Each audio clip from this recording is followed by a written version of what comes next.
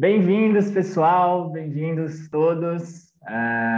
Bom, é uma felicidade imensa estar falando aqui desse lado, representando juntos esse movimento que a gente criou alguns meses atrás, que a gente não sabia no que ia dar e está dando nisso aqui.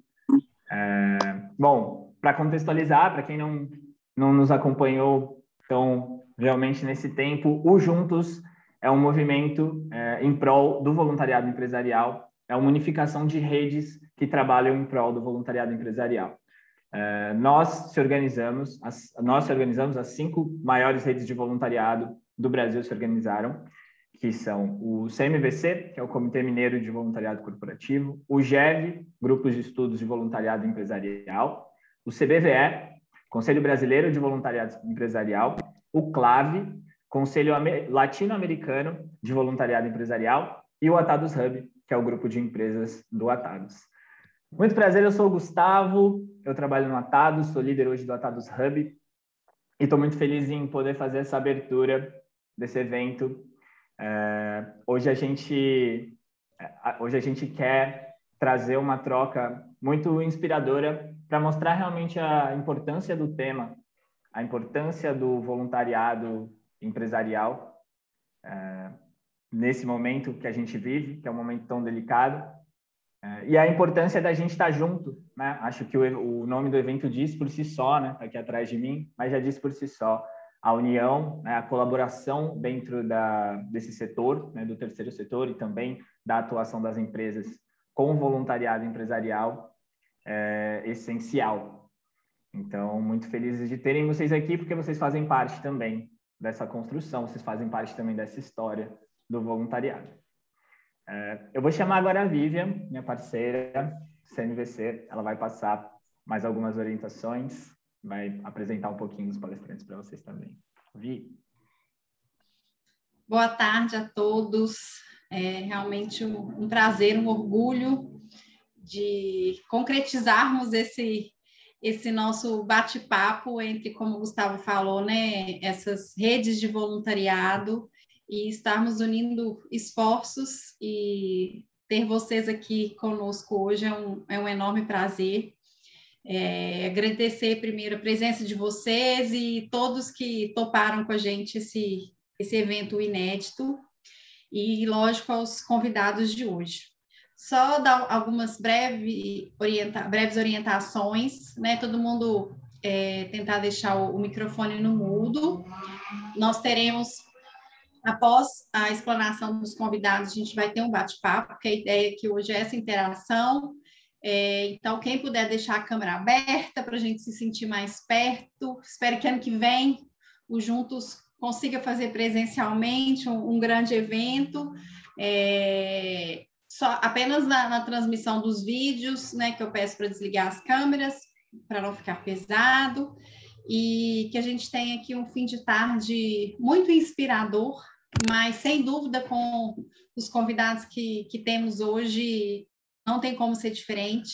Então, a gente vai começar o evento com a abertura da Luísa Trajano, né, do grupo Magazine Luiza, e do grupo presidente do Grupo Mulheres do Brasil, Rodrigo Piponzi, que né, é um grande exemplo dentro do empreendedorismo de impacto social, né, da editora MOL. Temos o Léo Fará, que é um grande exemplo de voluntariado em rede, em situações de emergência, e os Caçadores de Bom Exemplo, com a Yara e com o Dudu, né, que dispensam comentários aí do grande exemplo de solidariedade e desse trabalho incrível dessa vida incrível que eles levam dentro do trabalho social. Então, queria agradecer muito todos os convidados e falar que vai ser uma tarde muito rica. E agora agradecer mais uma vez a Luísa e chamá-la para iniciar esse evento. Bem-vinda, Luísa. Obrigada, gente. Prazer. Obrigada, Vivian, Silva, Gustavo, e os meus colegas aí que vão estar. Muito legal. Vocês capricharam aí no evento, hein? Só gente que faz acontecer mesmo. E também vai durar até dia 27, né? Eu estava até perguntando, gente, não é fácil fazer um evento de 4 dias estava questionando eles um pouco aí. É muito interessante, se vocês tivessem pedido para mim abrir um evento de voluntariado ou de um trabalho, eu até falo que eu não sou voluntariada porque eu ganho tanto mais do que eu dou, eu falo que você é do tamanho daquilo que você compartilha. Então, quanto mais você compartilha, você ganha tanto mais, que eu até nem falo que eu sou voluntariada em tanta coisa. Mas se vocês estiverem me convidando para fazer um evento há 1 ano e meio a 2, o meu discurso seria totalmente diferente do que é agora. E uma das coisas que é muito importante a gente entender, tanto na vida pessoal, como na vida profissional, como na vida da gente, é o que muda de ciclo. Eu tenho percebido que as pessoas, muitas vezes, têm muita dificuldade de perceber a mudança de ciclo, né? Até empresas que são voluntárias mesmo, porque empresas que têm um programa social, como cada uma de vocês tem aí, é muito importante. Esses dias eu estava num evento interno nosso, fazendo uma live sobre violência, com uma empresa que me ajudou muito sempre, porque vocês sabem que o Magazine tem uma linha direta, e eu percebo assim, que muitas vezes a tendência da gente é dar o mesmo discurso que a gente dava durante tantos anos, que principalmente as empresas de caráter social sofreram muito. Eu falo que o Rodrigo está de parabéns, agora chegou o momento de voto dele, né? Então, porque não foi fácil. Não foi fácil para mim criar uma empresa de propósito e lucro, porque o que me apertava é o balanço trimestral, era o EBITDA, ninguém queria saber mais nada. Então, assim, deixa eu falar um paralelo com como que eu começava e como que eu acho hoje. Quando eu começava antes da pandemia e antes de nada melhor que uma coisa quando ela chega no momento, o Magazine está há 23 anos dentro das melhores empresas para se trabalhar. Nós temos um projeto de mais de 15 anos, bolsa de estudo, cheque mãe, tem 5 anos já projeto de violência para a mulher, e a gente tem participação nos resultados, o Rodrigo está lá, a gente tem conselho de loja que é formado pela equipe. Então, quando me perguntava, Luísa, mas como que eu faço? Eu falo, olha, gente, vocês entram, vale a pena, o que sobra é isso, devagar a gente vai, a equipe fica muito mais ligada nisso. Mas o presidente da minha empresa, o pessoal não quer nem saber, não, mas ele vai aos poucos entendendo que será bom. Hoje, quando me perguntam, eu estou sempre com executivos, na Manaquê e tal, e eu vivi muito tempo lá, antes, hoje o presidente entra, ou ele não vai ter emprego. Hoje ele entra, ou a empresa dele não vai valer mais nada, porque vem um tal de ESG aí, que está revolucionando o mercado financeiro. E quando revoluciona o mercado financeiro, muda tudo. Então, em primeiro lugar, eu quero dizer para vocês que o ano passado foi o ano que, nessa tristeza da pandemia, que hoje até eu fui fisicamente na Casa Mulheres do Brasil, eu estou fazendo um trabalho, porque agora acho que a maior doença que nós estamos tendo é a doença emocional que ficou dessa dor terrível de morte, de medo e de tudo mais. Existe uma coisa que é o hábito. As pessoas estão habituadas a ficar em casa e ficam pondo desculpa. No começo assustou, depois achou bom, daqui embaixo você anda de chinelo, você anda de bermuda, em cima você se arruma, mas está fazendo muito mal, as pessoas não estão se encontrando, as pessoas estão ficando muito mal, e eu estou levando, assim, tanto na empresa aqui, eu estou fazendo um trabalho. Primeiro, que eu fui na Galeria Lafayette, eu consegui minha filha mora em Paris, eu tenho uma que mora em Portugal, fiz 14 dias de quarentena trabalhando, e depois eu fui para lá. E eu estou contando uma coisa que vocês vão ficar muito assustados. A Galeria Lafayette, sempre, aquele centro dela, é um centro de mandar o marketing, de pôr coisas importantes, de venda, de tendência. Vocês não sabem o que estava escrito bem grande lá em vermelho, com uma escultura de pessoas, a palavra A de amor, A de acolhimento. Olha, se chegou isso no mercado de marketing, é porque as pessoas, nesse momento, estão precisando de acolhimento, de amor, de leveza. A França tem 70 milhões de turistas por ano. Vocês imaginam que esse mercado faltou lá e o que teve terrível, porque um dos mercados que não teve muita saída foi turismo e eventos, porque nós nos viramos, mas esse não tinha saída. Então, eles tiveram que, realmente, eu posso falar isso, que eu tenho 2 netos, filhos de francês, ele fala, você está preconceituosa, mas você pode saber que o francês tem um pouco de achar que ele era legal, porque realmente lá tudo é muito bonito, e ele teve que falar de amor. Então, assim, o que eu quero primeiro dizer para as instituições e a ONG que estão aqui, e o sofrimento, e pedir é muito difícil. Eu tenho ONG há muito tempo em Franca, então, assim, é tudo muito difícil. A gente custa perceber que o mercado mudou. E agora, dentro dessa mudança, eu quero complementar os juntos, porque quando muda e que ele está melhor, a gente vai ser muito mais exigido, muito mais profissional, tem que ser muito mais com projetos de governança. E eu só acredito que faz isso, estava discutindo um pouquinho com a Silvia e com a equipe aqui, se vocês realmente se juntarem. Eu tenho duas coisas muito fáceis que são meus mandamentos. Primeiro, faço os outros que eu gostaria que fizesse a você. Então, antes de eu entrar no evento, eu procuro saber, me colocar no lugar de todo mundo, para ver em qualquer coisa é isso. 3 coisas eu acho importante. A outra é que eu aprendi a estar inteira naquilo que eu estou. Se eu estou fazendo, eu estou com coisas muito diferentes o dia inteiro, mas se eu estou tomando café, se eu estou penteando o cabelo, se eu estou me maquiando, e se eu bobei um pouquinho, eu esqueço o que eu fiz. Então, eu fiz um treino para estar inteira, quer dizer, para ficar inteira naquilo que eu estou fazendo. Então, à medida que eu estou inteira, e trabalhar, minha gente, uma coisa que é muito difícil, que é o ganha-ganha. Nós acostumamos, na relação com o marido, com as pessoas, com os namorados, com os filhos, onde eu vou ganhar um do outro. E o trabalhar o ganha-ganha passa pelo que vocês estão fazendo, juntos. Você só consegue ganhar quando você se junta, quando você junta QI, quando você junta experiências. E aí é uma coisa que eu prego muito, fazer mais com mais, todo mundo faz. Fazer mais com menos, muita gente faz. Fazer mais com mais, todo mundo faz. Fazer menos com menos é a coisa que eu mais escuto. Vamos cortar custos, vamos fazer não sei o quê, vamos fazer não sei o quê. Agora, fazer mais com menos é um desafio que eu desafio alguém a fazer se não for juntos. Eu desafio. Foi um trabalho que eu trabalho há muito tempo, o ganha-ganha, o mais com menos. Eu já trabalhei junto para diminuir expansão, onde eu chamei desde o fornecedor mais simples, falei, olha, eu posso chegar aqui e mandar fazer 20%, não, vocês estão fora, mas isso não é legal. Vamos nos ajudar onde a gente pode cortar 20%, 30% do custo, fazendo mais, a gente chegou a cortar 50%. Então, primeiro, parabéns a esse movimento, vocês vão ter 5 dias, mas exige da gente um desprendimento da vaidade, eu costumo dizer, não ser político, nós não precisamos trazer para nós quem fez, sabe? Então, quem é político não adianta estar indo muito em ONG, não, porque não está certo. Então, quem quer sair? Não vou sair candidata a presidente, já estou avisando antes, eu não sou isso, não vou sair, mas eu sou uma política. O Mulheres do Brasil quer ser o maior grupo político superpartidário. Eu acredito que a transformação vem através... Paramos uma tarde agora para colocar isso. Eu não acredito que eu, lá, vou fazer qualquer coisa sem se eu entro nessa doença política que está no mundo. Cada dia está piorando, é brigaiada, é sem pensar em nada. E eu não posso entrar nessa doença que eu vou ficar doente, eu tenho que entrar na cura. E a cura vem através da sociedade civil.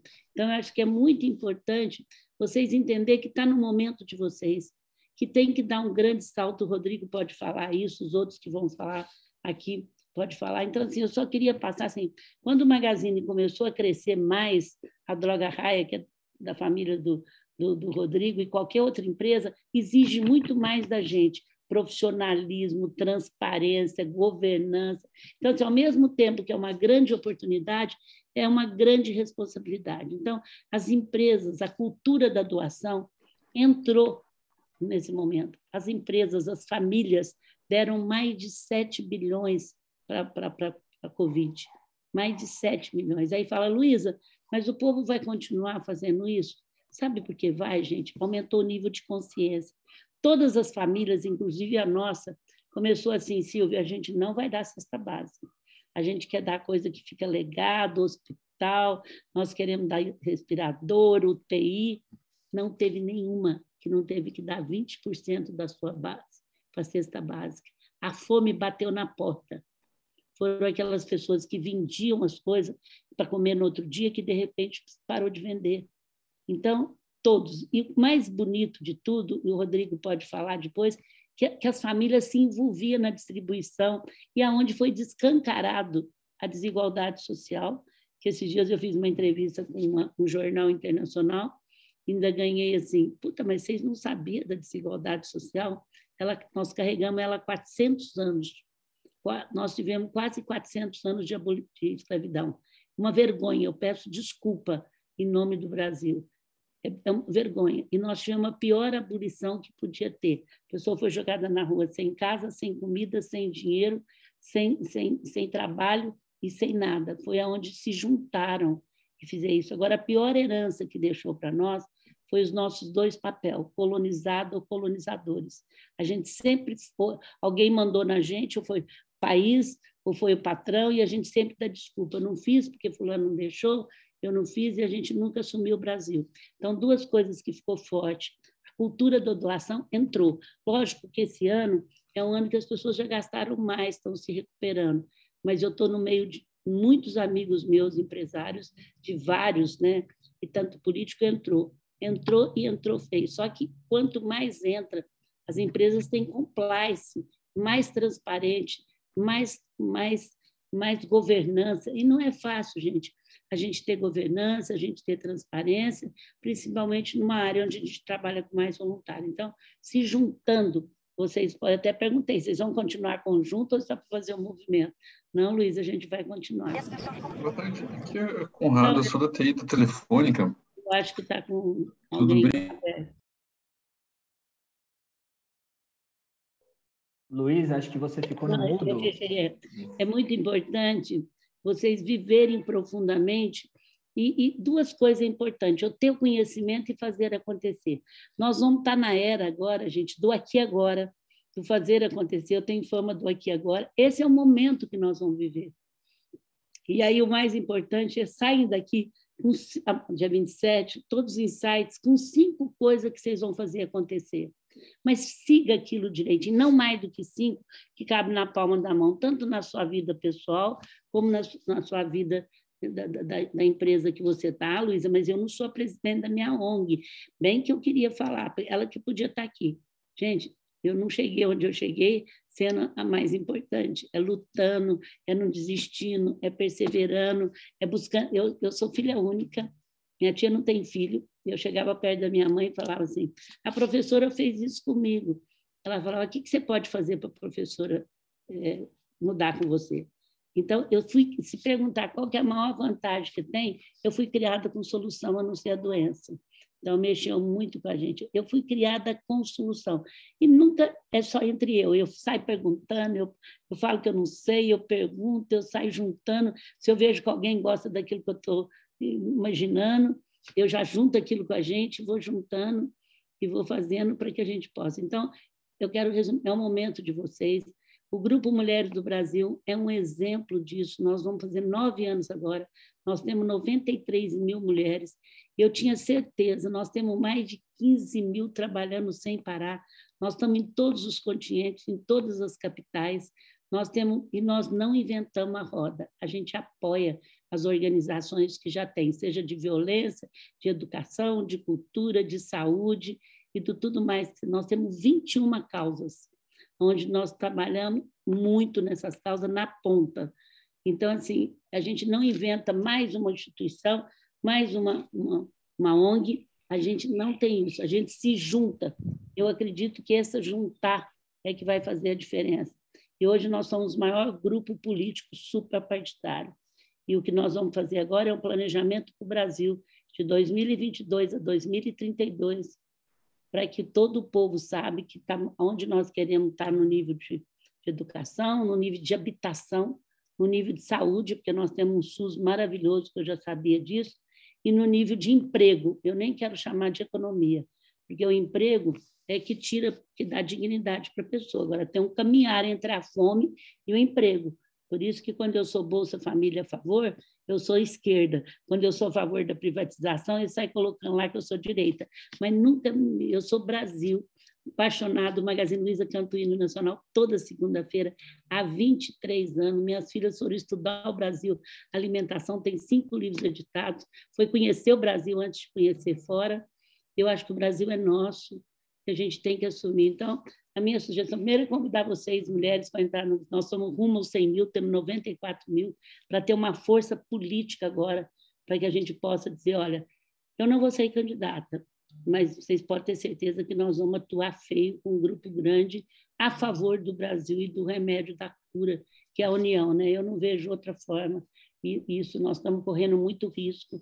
Um fala, outro responde, um fala, outro responde. Quem te irrita te domina, gente. Imagino que eu também, todo mundo que se expõe aguenta, né? Ela teve BNDES, em varejo nunca pode ter BNDES. O Rodrigo sabe que a coisa mais difícil foi trabalhando na pandemia, eu entrei no Não Demita, todo mundo falava, Luísa, como que você vai fazer se você tiver que demitir? Gente, se eu tiver que demitir, eu venho aqui e falo, mas eu estou pedindo para não demitir quem puder. As pequenas e micro, eu estou trabalhando de 500 lives para elas, para poder buscar alternativa junto. Mas demitir pessoas agora é tiro no pé, porque um país em desenvolvimento vive da renda e do crédito. A renda e o crédito é dado via emprego no país que não tem dinheiro sobrando. E eu não só não demiti, graças a Deus não sofri, como o Magazine, na pandemia, registrou 5.000 pessoas. Nós contratamos 5.000 pessoas a mais, buscando alternativo, trabalhando junto. Então, assim, é muito importante o que vocês estão fazendo. É um sonho, eu tenho certeza que todos que vão aqui vão falar a mesma coisa. Então, minha proposta é essa. Não sei quantos minutos está dando, 3 minutos. Eu falei para eles me avisar, não fica avisando muito, não, que eu aviso. Então, vamos ver, Gustavo, quantos minutos está faltando? Deu certinho agora, Lu. Então, tá, então eu já vou fechar. Eu vou ter que sair, que eu tenho outro, eu queria muito, depois eu vejo, vai ficar gravado. Mas é isso, traça para vocês, escuta, a capacidade de aprender. Os outros me acham muito inteligente, mas eu não sou. Se vocês puserem, eu sei fazer pergunta e sei escutar. Então, se vocês me puserem falando de varejo, os 10 primeiros minutos, quem não me conhece, fala, nossa, eu achava que ela não entendia nada, que ela entendia muito de varejo. Eu falo, eu deixo as pessoas, nem na expressão, mostrar que eu já sei. E depois, porque sempre você tem alguma coisa para aprender. E somar QIs é muito melhor do que seu QI sozinho. O ganha-ganha, gente, é custoso de entrar, mas quando a gente se liberta de onde vou ganhar um do outro, a gente é muito mais feliz. Então, assim, os outros falam, Luísa, como é que você já trabalhou tanto, você está tão bem, você fica trabalhando desse... Eu falo, gente, você imaginou eu à toa que eu ia dar de trabalho para os outros, que eu ia ter de depressão e dar de trabalho? Como é bom levantar e fazer as coisas com muito amor, com meus cumprimentos, cada um de vocês que está nessa live, porque cada um de vocês estão fazendo com amor. Agora, até o amor é um exercício, e eu cumprimento meus colegas que vão falar agora mesmo. Eu e o Rodrigo, a gente está fazendo algumas coisas juntos, né? Inclusive violência para a mulher, que é um trabalho que a gente tem que acabar com isso. Hoje eu estava falando Mulher do Brasil, porque não importa o que ela faz, eu nunca vi um perde tão grande quando alguma mulher é morta pelo seu companheiro. Sofre os filhos que vai para terapia o resto da vida se tiver cura. A família da quem morreu, terrivelmente, além de tudo, fica com culpa, porque eu não vi, e a família de quem matou, quem está preso. Então, é um perde, não importa o que fez, nós temos que lutar muito para isso. Parabéns por todos vocês, muito obrigada, é um prazer estar com cada um de vocês, e vamos trabalhar, é para já, vamos fazer e vamos juntar. O mundo está precisando de amor e união, foi muito sério o que nós vivemos, muito, a gente não deu conta ainda do que essa pandemia trouxe para cada um. Obrigada, gente. Um abraço para vocês, beijo, parabéns aí. Tchau, tchau. Tchau, Luísa. Muitíssimo obrigada. Já começamos muitíssimo bem, muitíssimo... Achei que tinha parado o meu áudio. Começamos muito inspirados, né? A Luísa realmente é um exemplo, uma inspiração.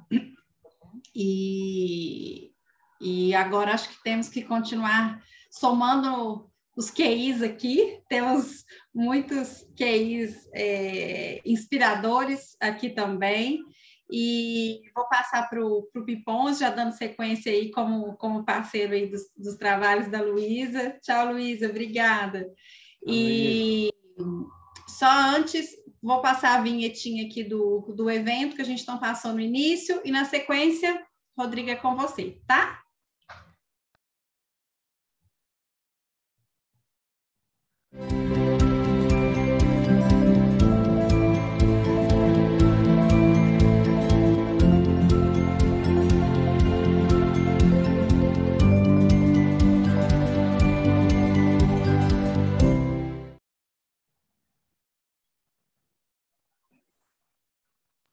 Oi, oi. Estão me ouvindo?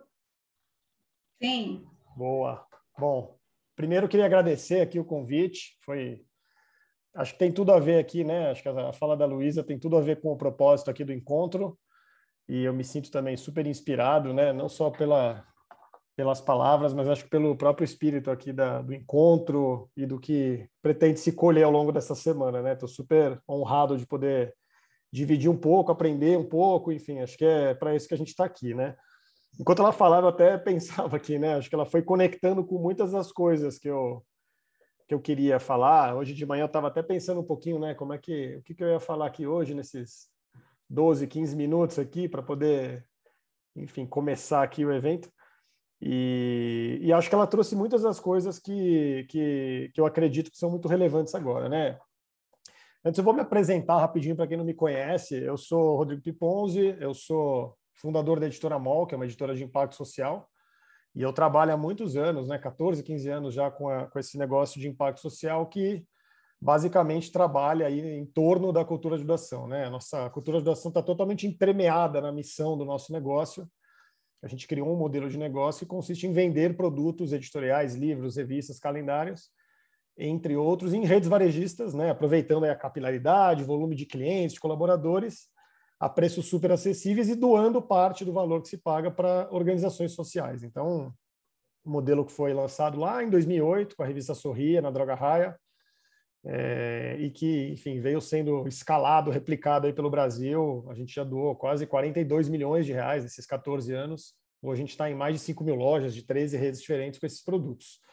E talvez o primeiro grande ponto de conexão aqui é que, de fato, esse é um projeto que vive à base de rede, né? Ele é um projeto que, quando a Luísa fala em ganha-ganha, o conceito do modelo que a gente criou é o ganha-ganha, né? Desde o início, quando a gente começou a pensar nesse projeto, a ideia era justamente essa. Por que a gente não pode mudar um pouco a lógica de um negócio para prosperar, ter que sempre fazer alguém se dar mal? E eu lembro muito isso, assim, para mim é muito paralelo da origem da Sorria, porque a revista Sorria era para ser vendida em banca, né? A lógica lá em 2008 era a gente vender uma revista em banca, nunca em farmácia, porque aquele momento era o boom das revistas, das bancas de jornal. Então, para a gente fazer todo sentido vender uma revista, tiragens malucas em banca de jornal, recolher todos os lucros e doar para o GRAAC na época, né? E aquilo não fazia o menor sentido, porque na hora que a gente começou a construir o projeto, o modelo era totalmente baseado no perde e ganha. Se eu ganhasse, a distribuidora perdia. E se eles ganhassem, eu perdia. Não tinha resultado no final, né? E aí veio a alegria de poder conectar com o negócio da família na época, que obviamente dividia das mesmas crenças e valores que eu, e perceber que sim, dava para ser um modelo ganha-ganha. Quando a gente lançou o Sorria em março de 2008, na primeira edição a gente vendeu 120 mil exemplares dentro de um contexto em que a marca ela nem gastava nem lucrava, ou seja, para ela era literalmente uma ação de reputação social, de ganho social, de envolvimento da sua rede, né? Só que na primeira edição a gente doou 270 mil reais, e desde então a gente, a cada 2 meses, doava um cheque enorme, a ponto de 2013 construir um hospital para o GRAAC, né? Então, eu sempre falo que a gente pautou a nossa vida empresarial, eu e a Roberta, que é minha sócia, que criou a MOL comigo, muito em torno desse modelo ganha-ganha, né? Sempre acreditando nisso, acreditando que a gente só vai conseguir mudar a situação das coisas, só vai conseguir prosperar, só vai conseguir, no nosso caso, construir um modelo de negócio sustentável, só conseguiria se a gente realmente se apostasse em modelos ganha-ganha, né?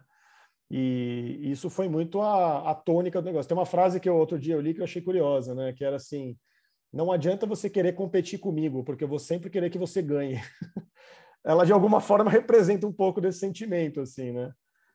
Eu brinco que ela só não representa o meu sentimento quando eu estou jogando futebol, porque daí eu não quero que quem está competindo comigo ganhe. Mas dentro do mundo dos negócios, mundo empresarial, eu acho que essa frase é interessante, porque, de fato, né, a gente sempre trabalhou muito em torno desse contexto, né, do ganha-ganha, do contexto de que tem que ser bom para todo mundo, né? E acho que por muitos anos, especialmente até alguns anos antes da pandemia, isso era uma missão muito dura. Você chegar numa empresa, num grande varejo, com milhares de funcionários, com uma pressão enorme por resultado, margens baixas, e poder estimular que se colocasse um produto no caixa que não te faria lucrar nada, mas que reverteria em impacto social, em resultado para a sociedade. Isso era uma barreira muito difícil de atravessar, né? E que com o tempo, com persistência, com paciência, e especialmente à medida que a gente foi observando todos os desdobramentos da pandemia, isso mudou completamente, né? Acho que um dado curioso é que, ao mesmo tempo que a gente bateu todos os recordes de venda de produtos editoriais durante a pandemia, a gente nunca vendeu tanto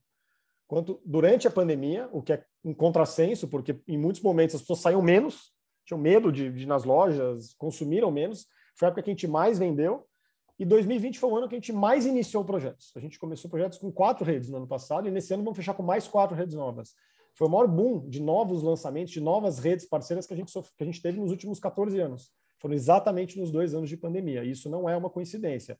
Isso é um despertar, isso é uma mudança realmente de mentalidade, de olhar, de visão, né? Então, a gente percebe que, de fato, talvez o olhar de rede, o olhar de colaboração, ele realmente foi despertado durante a pandemia, né? Acho que quando a Luísa mencionou, né, o boom de doações, os 7 bilhões de reais doados, né, ao longo do ano passado, até o começo desse ano, uma enorme parte disso vem de empresas, e uma enorme parte do que veio de empresas foi canalizado para o terceiro setor, para organizações sociais. Nunca se viu um trabalho tão intenso, né, de colaboração entre meio corporativo e terceiro setor, né? Hoje saiu a pesquisa Doação Brasil, né? Para quem não acompanhou, depois é legal até jogar o link aqui no chat, eu posso jogar aqui, mas são dados, tem bastante coisa interessante ali de ampliação de confiança no terceiro setor, de uma consolidação, né, da imagem do terceiro setor, que é muito importante durante a pandemia. Então, eu acho que a gente vive um momento em que a gente tem que aproveitar muito, talvez, o início de algo que pode ser um legado em termos de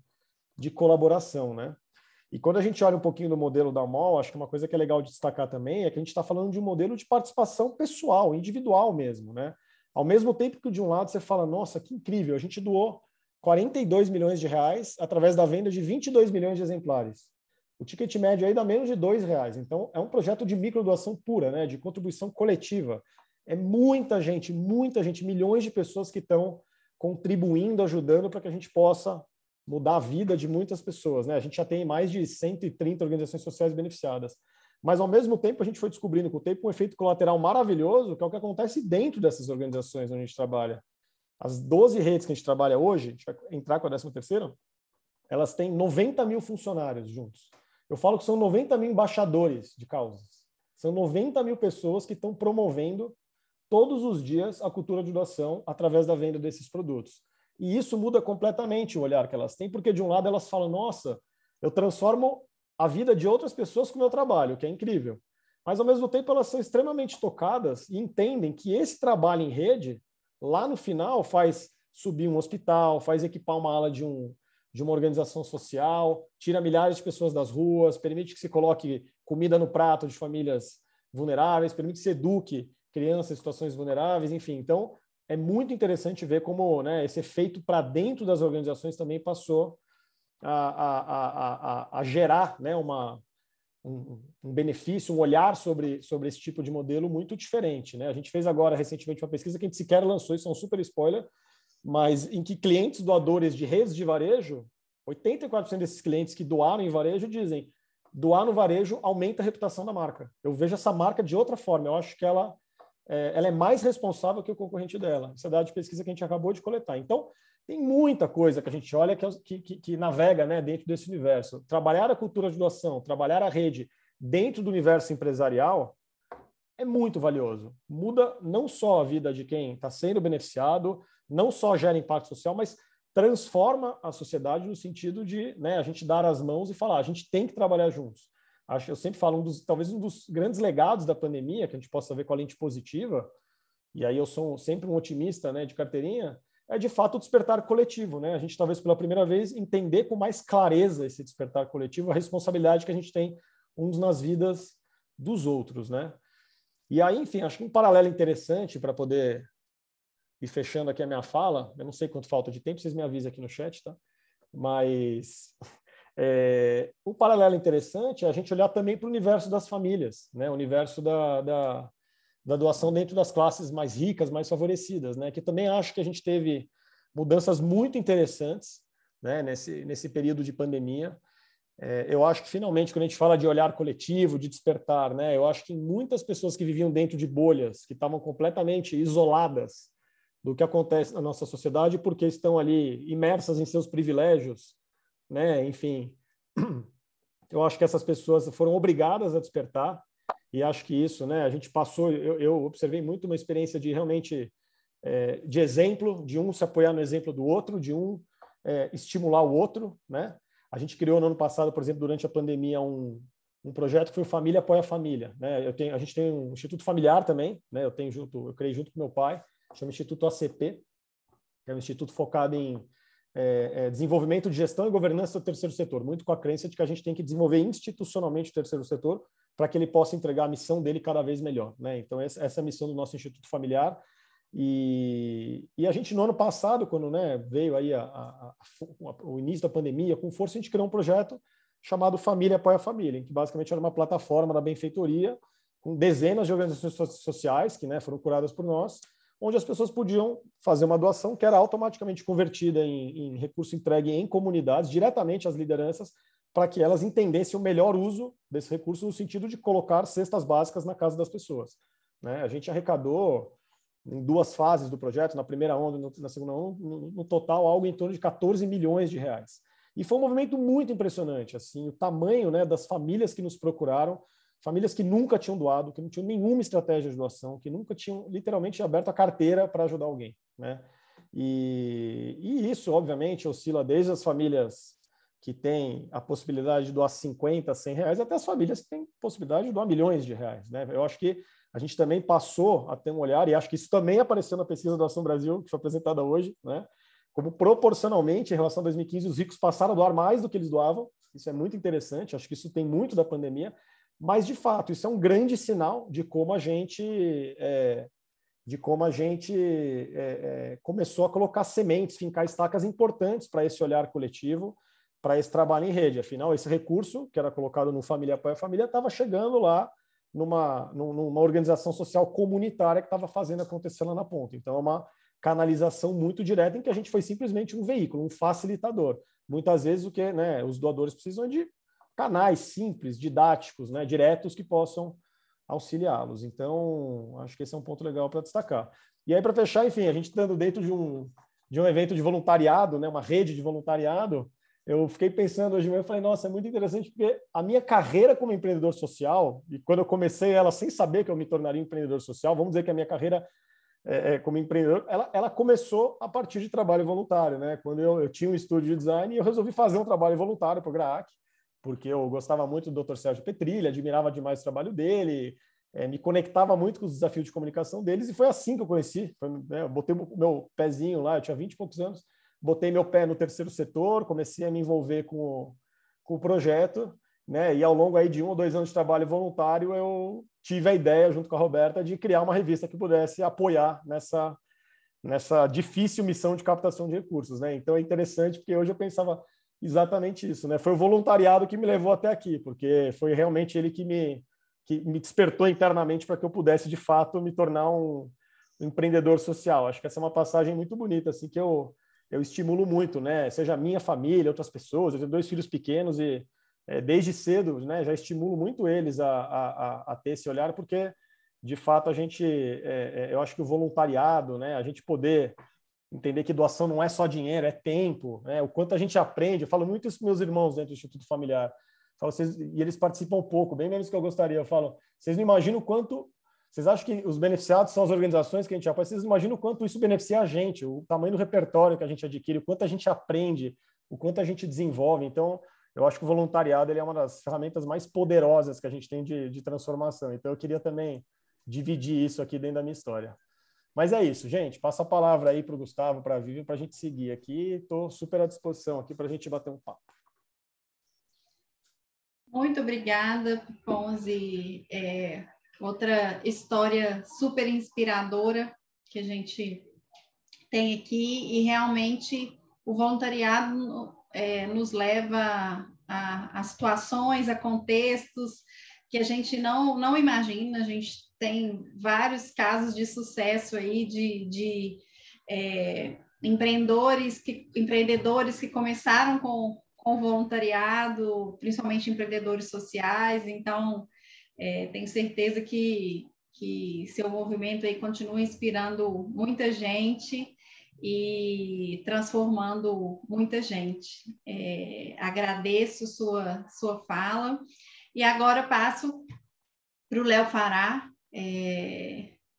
meu conterrâneo aqui, mineirinho, que, né, tivemos uma das atuações dele como voluntário, como líder de uma rede muito desafiadora, né? Foi em Brumadinho, na tragédia de Brumadinho em 2019, onde a gente, por estar muito perto, a gente esteve lá também, e vai contar um pouquinho aí dos seus exemplos de rede, dos desafios e das inspirações. Com você, Léo. Ô, Vivian, obrigado. Rodrigo, vou te falar uma coisa, eu vou precisar de uma mentoria com você, cara, porque eu entrei numa situação que eu vou contar para todo mundo agora que... Bom, como a Vivian falou, eu sou capitão do Corpo de Bombeiros e, né, capitão do Corpo de Bombeiros, funcionário público, teoricamente tranquilo, decidi pegar uma licença não remunerada, sem ganhar nada, para mexer com o quê? Empreendedorismo humanitário. Só que eu só descobri isso, que agora eu sou empreendedor humanitário, há 2 dias atrás. E aí, eu vou contar eu ia falar uma coisa para todo mundo aqui hoje, e por conta de uma história que eu ouvi hoje, eu mudei todo o meu discurso. Bom, igual eu falei com vocês, eu sou capitão do bombeiro, eu entrei no Corpo de Bombeiros em 2004. E dentro daquele processo seletivo, né, que eu vi um cartaz na rua, na época não tinha rede social, vi um cartaz na rua de um cara descendo de rapel, um outro cara mergulhando. Falei, cara, vou ser bombeiro, eu sou filho de médico, estava fazendo medicina e decidi ser bombeiro. Falei, cara, eu quero salvar a vida, vou ser bombeiro. E aí entrei no curso de bombeiro, né, e depois de bastante tempo, eu achando que ia fazer rapel, primeira ferramenta que me deram era uma vassoura para eu varrer quartel. Depois, né, achando que ia fazer mergulho, era balde. Hoje, gente, cadê o rapel? Cadê o mergulho? Cadê essa história de bombeiro que eu vou arrombar a porta? E não vinha nada disso. E aí, passou um tempo depois, eu consegui passar no curso de oficial. E passei no curso de oficial e 2 plantões antes, né, de eu ir para a academia fazer o curso de oficial, que são 3 anos, a gente foi atender um incêndio. E eu lembro muito bem desse incêndio, porque a gente chegou lá tinha uma senhora que estava presa na fumaça, estava num incêndio de residência, estava presa dentro da casa, e eu cheguei todo equipado, falei, vou lá, vou salvar essa senhora, né? Cheguei com sangue no olho, né? Depois de ter varrido o quartel, lavado louça de todo mundo, falei assim, não, agora é a hora. E aí, né, tinha um sargento, o sargento é maior, eu era soldado, o sargento é maior do que soldado, vamos chamar ele de Darth Vader, né? O sargento Darth Vader virou e falou o seguinte, olha, não, você não vai entrar não, quem vai entrar sou eu. E aí o sargento entrou, arrombou a porta, né? Tipo, aquela coisa de filme mesmo. Arrombou a porta, tirou a senhora de lá e eu fiquei lá fora. Porque o bombeiro, né, eu acho que vem muito desse evento, o bombeiro só trabalha junto. Não existe um bombeiro que trabalha sozinho. O bombeiro ele só entra no incêndio porque ele sabe que lá fora tem um cara que, se der tudo errado, ele vai entrar e vai salvar os dois, né? Tanto a senhora quanto o bombeiro, né? E naquela coisa eu torcendo para dar errado, porque eu salvava o sargento e a senhora. Agora eu salvo os dois. Mas, graças a Deus, deu tudo certo. Ele salvou a senhora, foi lá para fora. E começaram a pegar os dados da senhora. Todo mundo já tinha apagado o incêndio na residência dela, era coisa maravilhosa. E essa senhora estava descalça. E aí eu esperando, pé da vida, né? Porque eu queria ter feito aquilo. O sargento vira e fala para mim assim do lado, Fará, vai lá e pega um chinelo para a senhora porque ela tá descalça. E aí, né, missão dada, missão cumprida. Eu fui lá para dentro, peguei o chinelo da senhora e entreguei para ela. E aí chegou no quartel, né, aquela coisa de bombeiro, aquela zoação, né, que o sargento Darth Vader lá quebrou a porta, salvou a senhora e o Fará, o mais moderno de todos, só pegou o chinelo. Bom, no plantão seguinte, né, foi meu último plantão, e eu fui para academia. E hoje, pessoal, não sei se você sabe, eu estou numa luta, porque eu decidi entrar nessa de empreendedorismo humanitário e teve um terremoto no Haiti, há uma semana atrás. E eu decidi que a gente já tinha um projeto que é uma associação que chama UNS, que é de ajuda humanitária para resgate em desastres. Por que eu decidi isso? Porque eu comecei a ver, trabalhei em Mariana, trabalhei em Brumadinho, trabalhei em Moçambique quando teve o ciclone, e a minha vida inteira eu estudei desastre. E começavam a acontecer os desastres no mundo e eu não participava, eu começava a ficar frustrado, porque Poxa, eu estudei tanto, eu fiz curso no Japão de gestão de desastre, fiz curso no Chile para estrutura colapsada, e aconteciam as coisas e o governo não mandava ninguém. Como que o governo manda? Olha eu aqui, eu sou funcionário público, eu sou capacitado, eu quero ajudar. E aquilo me dava uma agonia que eu falava, cara, não pode. Como que a gente tem pessoas capacitadas que não vão ajudar outras pessoas que estão precisando, né? Agora à tarde a gente ficou sabendo, por exemplo, que uma semana depois encontraram 24 haitianos vivos sob os escombros. 4 deles são crianças, que poderiam ter sido resgatadas antes se a gente tivesse condição de ir para lá antes. E aí eu comecei uma ação maluca de querer conseguir recurso, né? Fizemos uma vaquinha, depois eu vou até deixar o link aí, para a gente conseguir levar um grupo para lá de pessoas capacitadas. E aí, eu conversando com um amigo meu hoje, porque eu estou tentando juntar recursos, esse amigo é o Sargento Darth Vader. E aí eu falei com ele, cara, tô precisando da sua ajuda, mas tá difícil demais, bicho. Nós não estamos conseguindo arrecadar os recursos, as passagens são caras. Bicho, tá assim, é desesperador, porque é uma coisa que eu não tinha antes. Funcionário público, você pede as coisas, os recursos estão lá, você vai. E aí é de pouquinho em pouquinho, é uma pessoa que doa R$2, outra pessoa que doa um pouco, alguma empresa de um amigo que quer investir nessa ideia. E aí eu falei com ele, e ele falou comigo assim, capitão, porque hoje eu sou capitão, ele é sargento, ele falou assim, capitão, vou falar uma coisa pro senhor, que o senhor não sabe até hoje, né? Eu tenho comigo, eu fico na minha sala, fica meu capacete, aqui, todo arranhado. E eu costumo dizer que ele é todo arranhado, eu nunca lavei ele, porque eu falo que uma das frases que eu uso é que só não tem cicatriz aqueles que decidiram não combater. Então todo mundo que combate tem cicatriz. E esse capacete é uma de cada cicatriz que a gente tá lá. E ele falou o seguinte comigo, o senhor não sabe, você lembra daquele incêndio da senhora que eu arrombei a porta e você pegou o chinelo? Eu falei, não tem como esquecer aquilo não. Ele virou e falou o seguinte, olha, eu vou te contar uma história que você não sabia até agora e ela encaixa muito por esse momento, porque quando eu estava arrecadando todo esse recurso para ir para o Haiti, várias pessoas, né, falaram, não, o Fará está fazendo isso, esse voluntariado é para aparecer. Ele está fazendo isso porque é por conta disso, é por conta daquilo, só que tem várias outras pessoas que acham legal. E trabalhar com voluntário é muito difícil porque todo mundo fica querendo julgar a sua ação. Todo mundo acha que você ser voluntário é porque você tem que ganhar alguma coisa em troca. Muitas pessoas têm dificuldade que você quer ser voluntário, que você tem um conhecimento, que você quer ajudar e que você quer se doar pelas pessoas. E aí ele falou o seguinte comigo, e eu estava explicando isso para ele, eu falei com ele, cara, é muito difícil que as pessoas não conseguem enxergar que eu estou querendo ajudar porque eu tenho conhecimento, porque eu sei como fazer, que eu sei fazer a diferença. E aí ele me deu esse exemplo, olha, aquela senhora que eu salvei ela lá, ela voltou uma semana depois do quartel. E ela voltou uma semana depois do quartel e ela entregou uma carta para o comandante. E o comandante reuniu a tropa, você não estava lá, e leu a carta da tropa. E ela falou que os bombeiros foram maravilhosos, que os bombeiros são pessoas sensacionais, espetaculares, mas que teve um bombeiro que ela ficou com muita raiva, porque o bombeiro quebrou uma porta dela e na porta tinha um negócio de uma pomba que era de estimação, que era das orações dela, e a pomba caiu e quebrou. Mas em compensação teve um outro bombeiro que ela não esquece o nome, que chamava Fará, que foi lá e ela passando frio pegou um chinelo para ela, que esse bombeiro ela não vai esquecer. E aí, olha para vocês verem, eu que fiz de coração, peguei o chinelo para ela, mas que para mim era uma ação muito simples, que foi pegar um chinelo para ela. Ela escreveu a carta e lembrou de mim. E o outro, que era o sargento, que arrombou a porta, que fez, aconteceu, que tirou ela lá de dentro, ela ficou nervosa com o sargento, que fez a maior ação. E isso aí eu parei para reparar, parei para pensar muito hoje na nosso encontro, de que muitas pessoas não sabem o que está dentro do seu coração, de quando que você faz as coisas.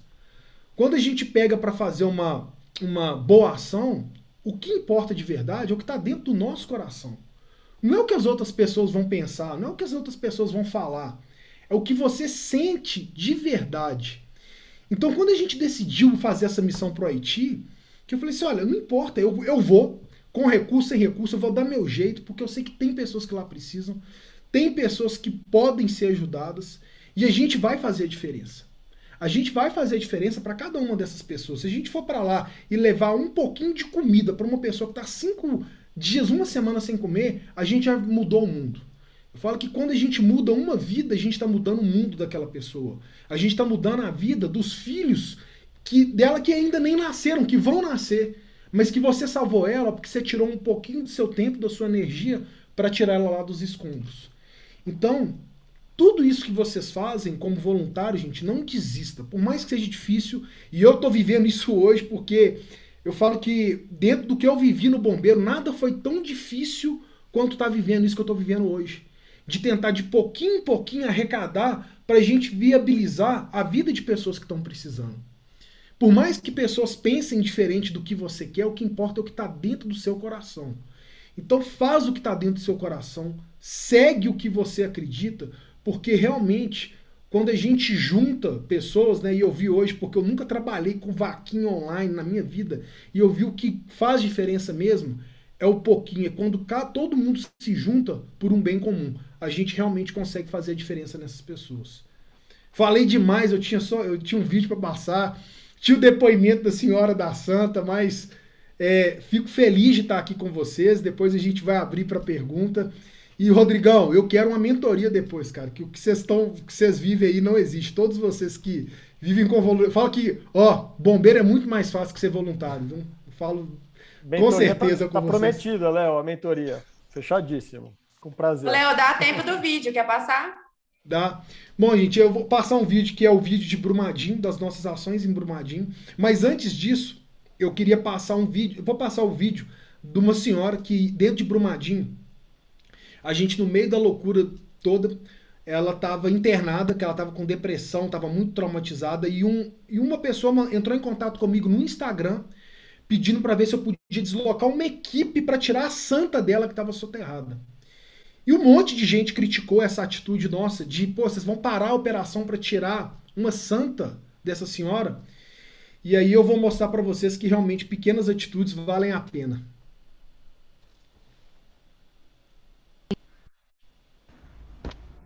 Boa tarde, gente. Eu recebi a santa aqui. Foi gratificante demais da conta. Eu tô até muito emocionada. Eu tenho só que agradecer, viu? E que Deus dê força para vocês aí, porque a luta tá grande. Um grande abraço. E é isso aí, pessoal. Nenhuma ação nossa, por menor que ela seja, vocês podem ter certeza que ela realmente muda vidas. O vídeo eu passo depois. Pode deixar. A gente vai ter outros encontros aí. Eu gostei muito, eu já devo ter visto, sei lá, umas 10 palestras do Léo, conheço ele pessoalmente também, mas ele sempre surpreende, não tem jeito. E essa sua espontaneidade, esse brilho no olhar, Léo, a gente não precisa de vídeo, a gente não precisa de mais nada, alguém colocou isso aqui também. E é isso, gente, assim, Léo, coloca aí a vaquinha, porque de tudo que você já conseguiu, sem dúvida, é porque é novo para você, mas vai ser fichinha, conte com a gente, tem muitas empresas aqui também, né, é uma missão muito, muito importante, essa escolha que você fez, né, dessa sua licença aí como capitão do Corpo de Bombeiros, ela já diz muita coisa e tenho certeza que você vai, né, ter muito sucesso e mande notícias para nós aí, para a gente das redes sociais, essa sua missão. E agora, para brilhantar ainda mais nosso evento, Caçadores de Bons Exemplos, né, é hora de mais brilho nos olhos, de muitas histórias inspiradoras. Dudu e Yara, com vocês. Gente, perguntas podem colocar no chat que daqui a pouquinho a gente tem o bate-papo, tá bom? Eu vi que alguém levantou a mão, pode escrever no chat, por favor. Compartilhando com vocês, pessoal. Tava sem áudio, Bru. Sim.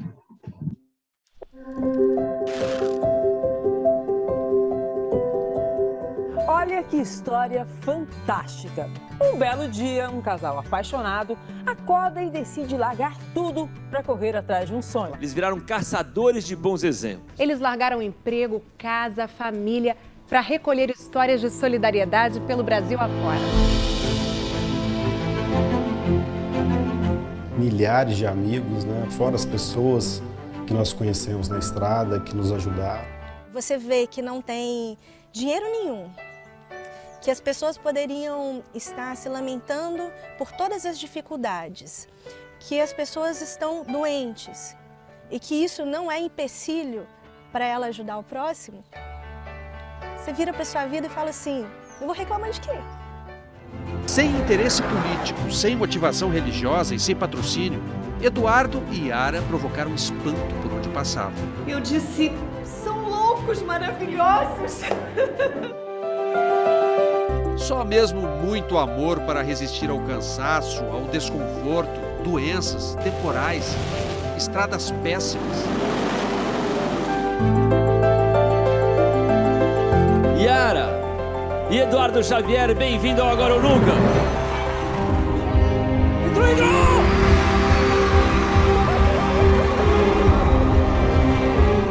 Sim, a gente consegue mudar o mundo, mudando a nós mesmos, a nossa casa, a nossa rua, o nosso bairro, a nossa cidade, nosso estado, nosso país, nosso mundo. A gente cria uma ressonância de transformação a partir do momento que a gente faz isso. Seja você a mudança que você quer ver no mundo.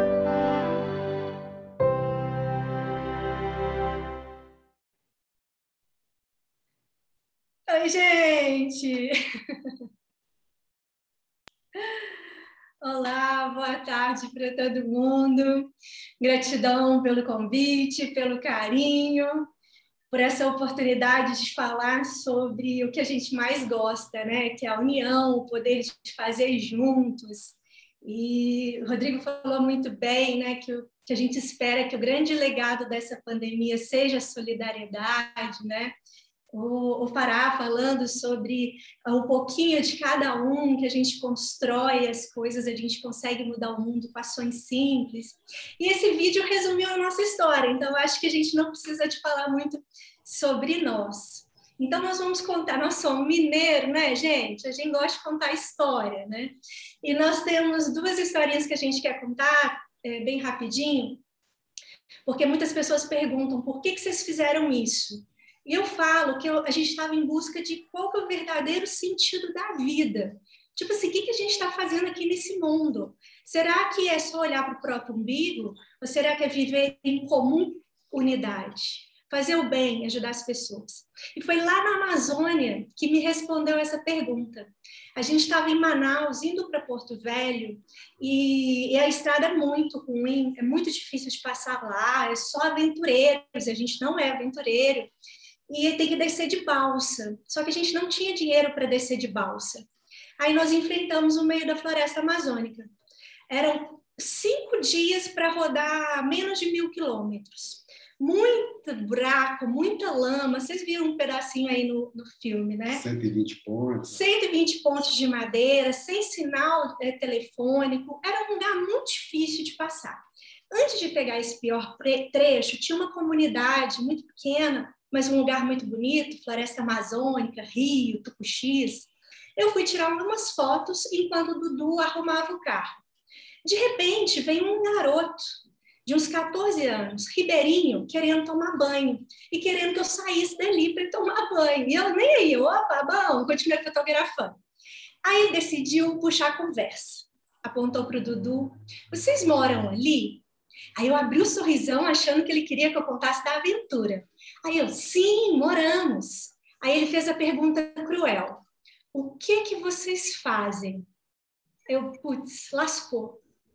A nossa família não entendia o que a gente fazia, os nossos amigos não entendiam o que a gente fazia, ninguém que a gente contava entendia, no fundo, nem nós entendíamos o que a gente estava fazendo, igual o Fará falou, nem sabia que eu era empreendedor. A gente só soube que era empreendedor social quando o Luciano Huck falou sobre isso com a gente. Para nós, a gente era só um casal. Aí eu virei para ele, olhei para ele e fiquei pensando assim, gente, se ninguém entende o que a gente faz, imagina um garoto de 14 anos no meio da floresta amazônica. Ele também não vai entender, não. Eu vou resumir a história para ficar mais fácil. Nós somos um casal que cansou de ouvir notícia ruim, vendemos tudo que a gente tinha e embarcamos numa viagem em busca de pessoas que mudam o mundo. Aí a gente distribui essas informações gratuitamente para outras pessoas se inspirarem e também mudarem o mundo ao seu redor. Ponto. Ele não ia entender mesmo, né? Santa ignorância minha. Esse menino olhou dentro dos meus olhos e disse assim: bom, se informação é o bem mais precioso que o ser humano tem, e se vocês distribuem essa informação do bem, então vocês distribuem tesouros. Eu nunca imaginei que alguém pudesse resumir o nosso trabalho como distribuindo tesouros. Aí eu comecei a chorar, abracei ele, aí ele me tirou, continuou olhando firme nos meus olhos e completou: eu não conheço ninguém tão rico como vocês. Eu tinha acabado de falar com ele que a gente fazia um trabalho voluntário. Ele disse que não conhecia ninguém tão rico como nós. Essa vivência, a gente traz ela diariamente com a gente, e a gente quer que vocês levem para a realidade de vocês. Nós entendemos ali que os tesouros que a gente distribui não é só os bens materiais, é os bens que a gente faz pelo outro, para quem passa pelo nosso caminho. E o sentido da nossa vida, que era o que a gente buscava sempre, a gente descobriu que era fazer sentido em outras vidas. Não era só passar pela vida do outro, é passar e deixar uma marca. E essa marca precisa ser positiva sempre. Qual que é a marca que as empresas de vocês estão deixando no coração das pessoas que passam pelo caminho das lojas, das empresas? Qual as marcas que a gente tem um monte de comitê de voluntariado, programa de voluntariado aqui nos assistindo? Qual que é a marca de vocês, colaboradores, que vocês estão deixando no coração das pessoas que passam pelo caminho de vocês? Essa marca precisa ser positiva, sem contar desculpa. Porque o ser humano tem mania de contar, tem mania de contar desculpa. Quando eu tiver dinheiro, eu faço. A gente conhece uma faxineira que ganha menos de um salário mínimo por mês, mora num barracão de lona e atende 68 crianças em contraturno escolar. Precisou de dinheiro? Ah, eu tô com uma dorzinha nas costas, quando eu melhorar eu faço. A gente conhece um cara que ficou tetraplégico e está mudando o Porto de Galinhas com Rodas da Liberdade. Ah, mas eu preciso de estudar mais o terceiro setor. A gente conhece uma gari analfabeta que empodera 200 famílias em Porto Alegre. Ou eu estou triste, eu estou com uma dor muito profunda. A gente conhece uma mãe que perdeu a filha abusada, assassinada, enterrada no quintal da própria casa dela. E ela decidiu transformar a dor em amor, porque se revoltar não ia trazer a filha de volta. Ela tinha que fazer com que outras famílias não passassem pela dor que ela estava passando. Resumindo, ela leva cultura de paz nas comunidades violentas de Brasília. Ou seja, por que a gente quis contar essa história para vocês? Para que todas as empresas que estão aqui hoje nos assistindo, que todos os programas de voluntariados, comitês de voluntariados, vocês, seres humanos, todos nós, que a gente possa deixar uma marca positiva na vida das pessoas, sem contar desculpinha. E a segunda história que a gente queria contar, leve para dentro da realidade de vocês. São histórias que nós vivemos na estrada, mas a gente quer que vocês levem para a realidade de vocês. A gente estava em Cuiabá, indo para a Alta Floresta, dentro de Mato Grosso, a divisa com Pará, Alta Floresta, 800 quilômetros de distância. Não conhecia ninguém no estado, ninguém, a gente não conhecia ninguém. E hoje a gente conhece todo mundo no Brasil inteiro, mas nessa época ninguém conhecia a gente também. E aí o nosso diesel do carro acabou, acendeu a luz do combustível. E a gente tinha umas moedas do lado da marcha, só para andar 800 quilômetros não ia dar, né? Não faz milagre, né? Aí, como a gente mora no carro, nós estacionamos e estava lá lanchando, pensando como que a gente ia fazer para rodar os 800 quilômetros lá para a Alta Floresta. Estamos lá lanchando, de repente vem uma moto, velhinha, caindo aos pedaços, para na frente do carro. Desce um senhorzinho magrinho, com uma cara de sofrido, vem na minha janela, bota a mão assim, a outra mão assim, e fala assim: meus filhos, eu conheço a história de vocês. Quando eu vi, eu falei para minha véia: tá vendo? Nós somos pobres, a gente mora num barraco, só que a gente não teve opção. Esses dois largaram tudo para morar numa barraca, para tirar a gente do barraco. Um dia eu vou encontrar com eles e agradecer. Ainda bem, meus filhos, que foi hoje que eu encontrei vocês, porque eu acabei de receber, tá aqui, R$100. Esse senhor não estava dando pouquinho que ele tinha, ele estava dando tudo o que ele tinha por confiar no nosso projeto, por confiar na nossa história. O Dudu chorando, eu chorando, ele chorando, eu não me senti digna daquele dinheiro. Eu fechei a mãozinha dele e falei assim, tá tudo bem com a gente, não se preocupe, doe esse dinheiro para o próximo, ajude o próximo que está próximo, depois o próximo que está longe. Aí ele falou, mas eu não sei de ninguém, eu não sei de nenhum projeto. Aí até que a gente conversando, ele falou assim, tem um asilo perto da minha casa. Eu, pronto, é isso. Esse dinheiro o senhor vai lá e vai dar para eles. Assim o senhor vai estar dando sentido à nossa causa, à nossa camisa. E ele virou para mim, olhou nos meus olhos e falou assim, tá bom, eu vou fazer isso. Mas olha dentro dos meus olhos e me promete que vocês não vão parar. A gente estava parado. A gente estava sem combustível. Eu tirei força do fundo do útero e do fundo do meu coração, olhei para ele com um sorriso no rosto e pode ir tranquilo, que tá tudo bem com a gente. Eu prometo que nós não vamos parar. Ele virou as costas, montou na motinha dele e foi embora. Eu fiquei destruída no carro. Eu pensei assim, que causa, que camisa é essa que você veste? Você nega receber por você para ajudar alguém lá na frente que você não conhece e não vai saber que foi você que ajudou. Que história é essa que você nega receber para você continuar o trabalho, mas não, deixa que outras pessoas continuem. Eu bebo muita água, nós temos um galão de 20 litros d'água dentro do carro, eu vi que também tinha acabado. Eu virei para o Dudu e falei assim, cara, olha ali, tinha um posto de combustível na esquina com aquelas lojas de conveniência. Falei assim, olha ali, vamos lá, vamos comprar água. Eu preciso sair daqui, eu preciso respirar, preciso entender o que aconteceu. O Dudu pegou a água, pegamos as moedas e fomos. O carro não foi, o carro ficou parado. Fomos com um galão lá para o posto de combustível na loja de conveniência. Estamos lá, passando uma água para o outro galão, que o galão não é do mesmo estado, isso aí é uma outra história. Estamos lá, colocando a água no galão, vem um cara, bate nas costas do Dudu. Vocês vão abastecer? Aí a gente, não, porque a gente estava chorando muito com a cara inchada. Não. Aí o cara, papá, vocês vão abastecer? Aí a gente olhou, não, a gente só veio comprar água, o carro está até do outro lado da rua. Assim, vocês vão abastecer porque eu sou o dono do posto. Isso é o que eu tenho de melhor para dar para vocês.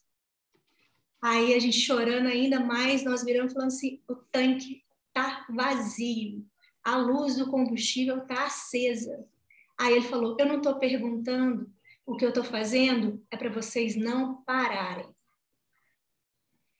Exatamente aquilo que aquele senhor tinha falado em questão de 15 minutos atrás. Por que eu quis contar essa história para vocês? Porque quando a gente tem uma causa, quando a gente tem uma camisa, quando a gente acredita verdadeiramente no que faz, e o que a gente faz pode mudar o mundo de alguém, não o planeta Terra, mas o mundo de alguém, o universo conspira e tudo dá certo. Para quem é voluntário aqui, sabe o quanto é difícil.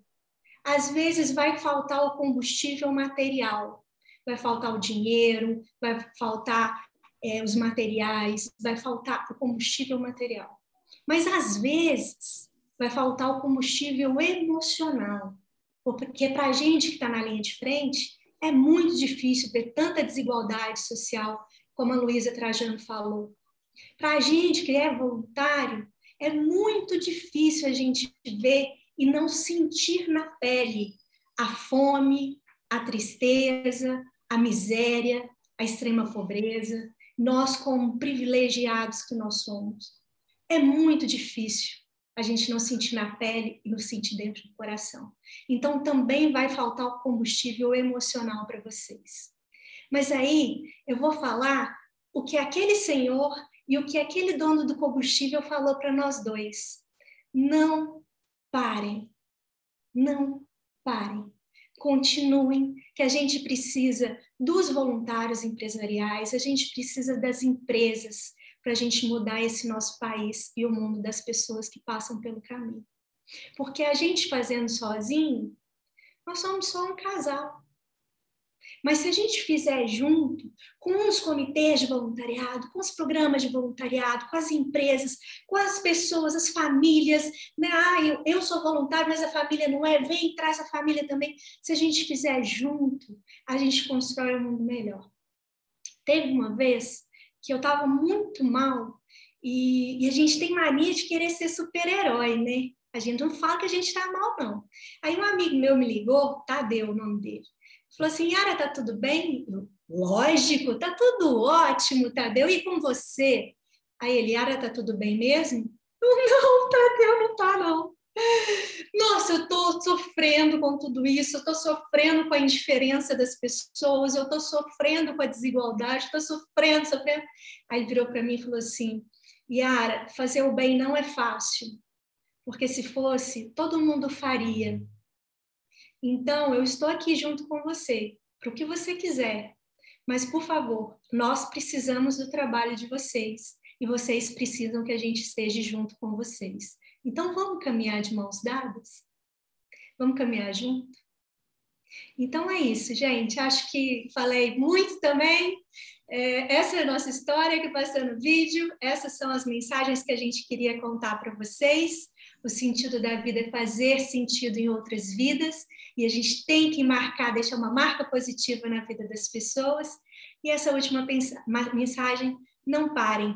Nós estamos juntos. Nós seguimos juntos nessa jornada do bem. Encerro aqui a nossa fala para a gente poder abrir para a gente um bate-papo e para as perguntas. Gratidão pela mensagem, pela oportunidade, pelo tempo de vocês. Muito obrigado, Yara, Dudu. Nossa, gente, acho que de verdade foram três falas assim tão diferentes, mas tão comoventes, tão sensíveis. Então, eu queria agradecer em nome do Juntos pela sensibilidade de vocês, não é nem pela participação, a sensibilidade e a abertura de vocês estarem aqui abrindo os corações, contando as trajetórias, dos desafios, dos amores que vocês tiveram dentro desse contexto de impacto social, da experiência com voluntariado. E agora a gente vai ter um momento para abrir para perguntas. Eu vou até ver se eu consigo colocar todo mundo aqui de volta. E acho que para contextualizar primeiro, pessoal, por favor, quem tiver perguntas, ainda dá tempo de jogar aqui no chat. Então, por favor, joguem algumas perguntas aqui no chat, quem ainda não fez. A gente tem algumas perguntas aqui para realizar aqui já, mas podem mandar que qualquer coisa, se a gente não conseguir responder, a gente compartilha com os palestrantes ou a gente mesmo responde. E eu queria trazer uma primeira pergunta que veio do Diego Liberato. Ele comentou uma coisa muito pertinente, né? Que aqui a gente está vendo projetos, a gente está vendo negócios que têm um viés de impacto, já tem uma pegada muito sensível, que já estão atuando ali na ponta mesmo. E ele fez uma pergunta baseada mais nos grandes players, né? E as grandes empresas, né? Como é que a gente faz com que as grandes empresas, os grandes players de mercado, consigam realmente se engajar com as instituições sociais que estão na ponta? Que nós sabemos que hoje no Brasil as instituições estão na ponta. Tem muita instituição social no Brasil, pequena, fazendo projeto lá na frente, precisando de recursos, precisando de dinheiro. Então, fica a provocação aqui para a gente falar um pouco sobre isso. Como que vocês enxergam que as grandes empresas hoje vão conseguir chegar nesses projetos que estão tão necessitados? Gente, deixa eu falar. A gente conhece o Diego, então eu vou direcionar essa pergunta para o Rodrigo, porque, Rodrigo, nós precisamos de uma mentoria também. Não abro mão de uma mentoria. Tá combinado, tá prometido também. Estou super à disposição, com o maior prazer, Yara. Não, mas vamos lá, eu acho que tem muita coisa mudando nesse contexto, né? E acho que a gente tem boas notícias. Quando eu falei um pouquinho, né, vocês perceberam que eu até mudo o tom da voz quando eu falo sobre isso, porque foram anos de muita persistência, né? Assim, a gente está saindo de um lugar em que tudo que a gente está falando aqui era acessório, era assim, se der tempo eu faço, eu boto ali uma pessoa numa salinha, falo que eu tenho uma área de responsabilidade social, ele vai ter um monte de ideia, só que na hora do vamos ver, se isso mexer no meu balanço, mexer no meu resultado, eu não vou fazer, né? Um pouco que a Luísa também falou um pouquinho desse antes e depois, né? E eu acho que a gente vive um momento muito mais estável, muito mais propício a mudar essa conversa, por N motivos, né? Acho que tem muito do que eu falei, de senso coletivo, de descoberta, de despertar, tem muito de uma nova relação do consumo, dos consumidores, né? De uma geração nova que chega e que, assim, é outro papo, é outro chip, não tem mais essa. A nova geração, ela olha a fundo o que a marca está fazendo antes de consumir, né? Ela vai perguntar qual que é a cadeia de produção do seu produto, como é que você trata seus funcionários, como é que é a política de diversidade no teu conselho, na tua liderança, onde é que você está comprando a matéria-prima, vai olhar tudo isso, né? Então, acho que tem uma pressão natural que nasce hoje das empresas que é muito importante, né? E que começa a transformar demais a forma como se faz negócio. Acho que a Luísa tocou num ponto importante também. Na hora que você chega no mercado financeiro, o jogo muda, né? Porque ali, quem detém o capital dita as regras do jogo. A gente sabe como funciona o sistema capitalista. E se essa turma está começando a olhar essa agenda, aí a coisa começa a mudar, a pressão é outra. Eu percebo muito na minha trajetória empresas que começam de um jeito, sem crença, muito mais porque precisa, e vão se apaixonando pelo processo, e vão vendo o tamanho disso, né? A gente promove muito, por exemplo, que os nossos parceiros se envolvam e se conectem com as organizações sociais que a gente apoia, né? Então, desde você falar, olha, a gente faz entrega dos cheques dentro das organizações. 2 semanas atrás eu estava lá no GRAAC, junto com a turma de pernambucanos, entregando um cheque, por exemplo. Mas a gente começou a ampliar a participação para que as próprias empresas e os próprios colaboradores se empoderassem nessa troca, né? Então, hoje, por exemplo, uma revista Sorria, a gente não escolhe aleatoriamente 10 organizações sociais, a gente abre um edital, tem muita indicação que vem dos próprios colaboradores de organizações sociais comunitárias nas regiões onde eles estão, porque ninguém é melhor do que eles para conhecer o que acontece na região, e essas organizações se inscrevem nesse edital. A gente, no último edital de Sorria, a gente teve 470 organizações inscritas para 370, desculpa, para 10 vagas. E muitas delas a gente nunca tinha ouvido falar, nunca. E a gente teve organizações selecionadas, e aí dentro de uma série de critérios super cuidadosos, com o comitê externo e tal, que jamais teriam sido beneficiadas se a gente não tivesse empoderado a própria empresa a estimular essa procura, né? Um outro bom exemplo é programa de voluntariado também. A gente vive uma explosão de programas de voluntariados dentro das empresas, muito por esse estímulo, né? Desde programas de voluntariado tradicionais até os programas de aceleração, de mentoria, como os que a gente tem visto na Ambev, no BTG, né? Enfim, que muitas organizações acabam participando. Então, eu acho que a gente vive um momento diferente e a gente tem que saber aproveitar. Eu falo muito isso. O terceiro setor tem que saber aproveitar isso, tem que saber pedir, tem que ter o discurso na ponta da língua para poder ter a conversa de igual para igual, porque não acabou a fase, a era a empresa está aqui em cima, o terceiro setor está aqui embaixo, eu te dou migalha e você agradece. Não é mais assim. As parcerias são de igual para igual, a conversa é de igual para igual, porque no final todo mundo tem que dar a mão e trabalhar junto, né? Então acho que se a gente tem essa visão, a coisa muda de figura. Ô Rodrigo, eu queria falar um pouquinho do que eu estou vivendo hoje, sabe? Eu vejo que eu venho estudando agora sobre essa questão do empreendedorismo. Eu acredito que até mesmo o terceiro setor, as pessoas que estão trabalhando, elas têm que mostrar que entregam, se você entrega aquilo que você faz. Então, no meu caso, por exemplo, que a primeira missão da Humus, a gente achou que a gente ia conseguir muito apoio de muitas empresas, porque a gente achou que a gente ia conseguir mais, mas não foi isso, foram mais de pessoas físicas. E principalmente porque a gente trabalha com a emergência. Então não é algo planejado.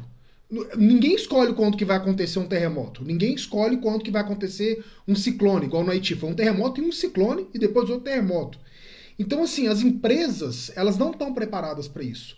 Então, até quando eu conversei com o meu sócio, eu falei assim, olha, a gente vai ter que rodar, vai ter que mostrar que a gente consegue fazer, que a gente sabe entregar, que a gente vai fazer diferença na vida daquelas pessoas.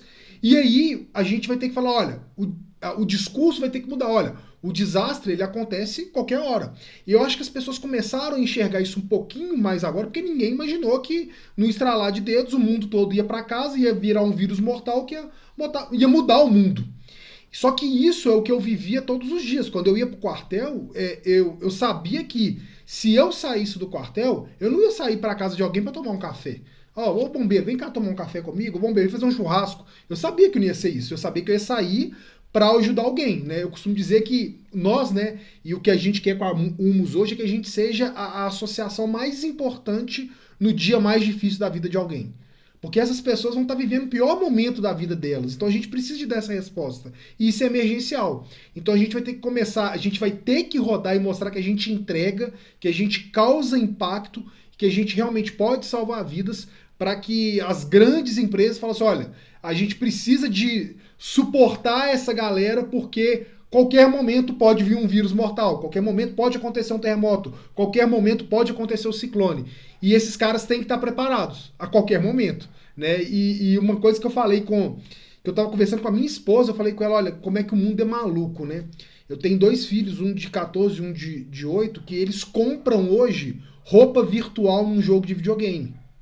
Sendo que tem vários... E eu já paguei por isso, que eu que pago. Eles não trabalham, eu que pago. Sendo que tem pessoas do mundo que precisam de roupa de verdade para usar.